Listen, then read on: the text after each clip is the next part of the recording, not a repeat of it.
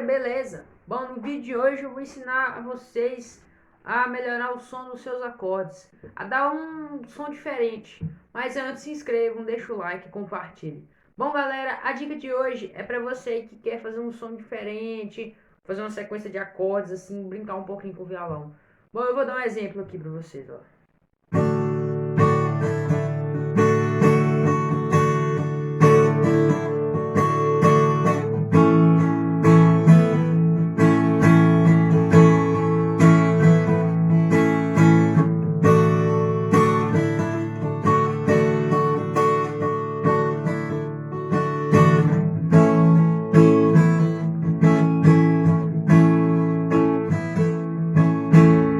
Bom, galera, o que eu fiz aqui? Eu fiz a nota de Ré maior e a nota de Lá maior.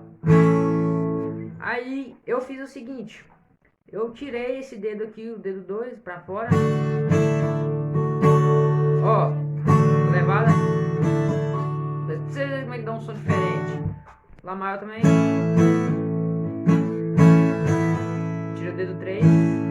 Então dá pra você mudar o som da nota simplesmente com esse toque, ó.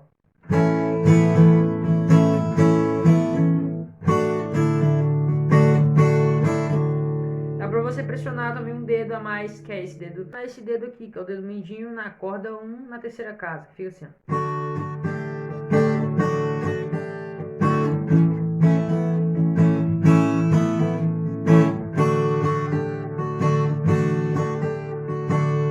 Fica bem legal, galera, essa sequência de acordes dá pra você fazer uma música que tem muito Ré, que tem muito Lá, dá pra você criar uma sequência bem bacana. Eu vou ensinar vocês aqui uma sequência de acordes bem legal, utilizando essa técnica. Lá menor, Dó maior, Ré maior. Fica assim, ó.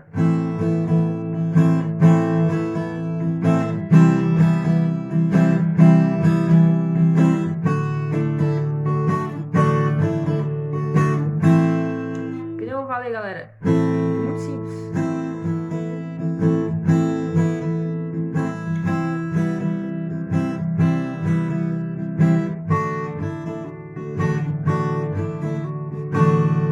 Fica bem legal, dá pra vocês dedilharem também, ó.